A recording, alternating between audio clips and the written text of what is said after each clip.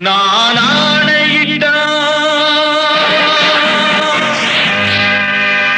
அது நடந்து விட்டா நான் ஆணையிட்டால் அது நடந்து விட்டால் இங்கு ஏழைகள் வேதனை படமாட்டார் உயிர் உள்ளவரை ஒரு துன்பமில்லை அவர் கண்ணீர் கடலிலே விழமாட்டார் அவர் கண்ணீர் கடலிலே விழமாட்டார்